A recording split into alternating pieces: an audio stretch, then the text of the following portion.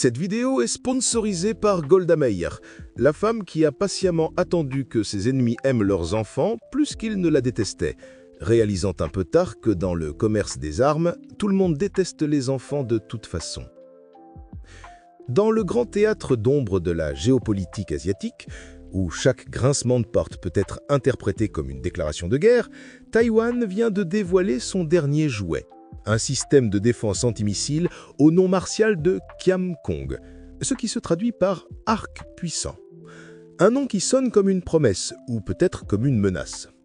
Sachez d'ailleurs que le cadavre du jour a été sélectionné par nos mécènes les plus dévoués sur Patreon. Ils ont décidément un goût exquis pour le macabre. Cette merveille technologique, sortie du chapeau quelques semaines à peine après que Pékin a fait parader ses propres engins de mort, est censée protéger l'île rebelle des foudres du continent.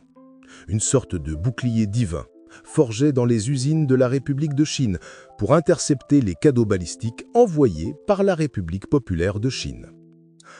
Ah, les querelles de famille.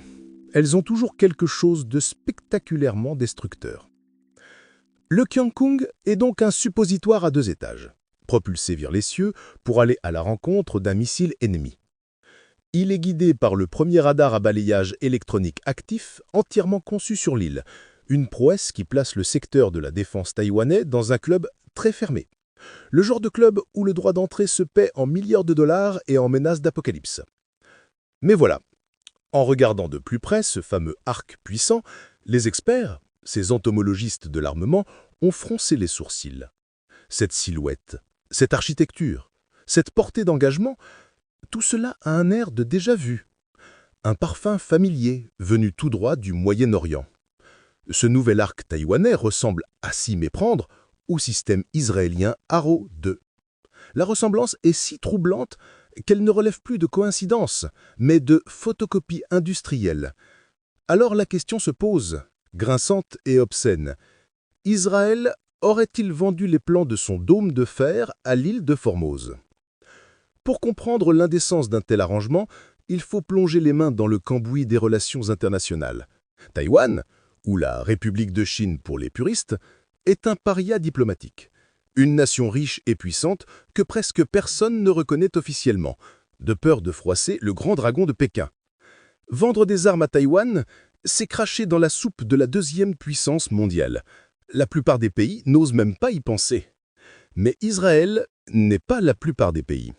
La relation entre Tel Aviv et Taipei est un ballet diplomatique de l'ombre, une alliance des solitaires. Et au cœur de cette relation, on trouve un fait grotesque.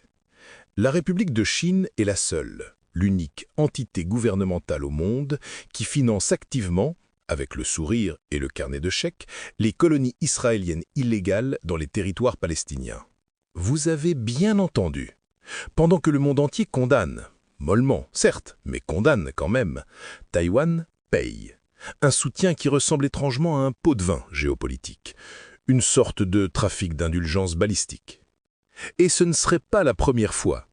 Dans le passé, Israël a déjà fourni à Taïwan les technologies du missile de croisière Gabriel. Les ingénieurs taïwanais n'ont eu qu'à poncer le numéro de série pour le rebaptiser Xiong-Feng-I. Un copier-coller éhonté, béni par le pragmatisme le plus froid. Ce que nous observons ici, ce n'est pas une simple vente d'armes, c'est la cristallisation d'une doctrine non officielle que l'on pourrait appeler le pacte, le partenariat apatride pour le commerce technologique et l'extermination. 2 États à la légitimité contestée, 2 forteresses assiégées qui se refilent des plans de destruction massive en échange d'un soutien financier pour des projets tout aussi contestés. Alors oui, il y a de fortes chances que l'arc puissant de Taïwan ait une âme israélienne. Une transaction secrète, où la technologie de défense d'un peuple s'échange pour de l'argent qui servira à en déposséder un autre. C'est un arrangement parfaitement logique, dans un monde où la survie d'une nation se monnaie sur le dos d'une autre. Après tout, dans le grand casino de la réelle politique, la morale, c'est comme les traités internationaux. Une suggestion que les marchands d'armes sont toujours ravis d'ignorer. Pour obtenir le script de cette dissection, nos notes d'autopsie pleines de sources et de détails croustillants, et surtout, pour voter et choisir les prochaines victimes que nous placerons sur la table d'examen, vous pouvez rejoindre notre petite secte de mécènes sur Patreon. Le lien est en description, juste à côté de notre conscience. Et mettez un pouce en l'air. Apparemment, ça dit à l'algorithme que la morbidité est une vertu monétisable.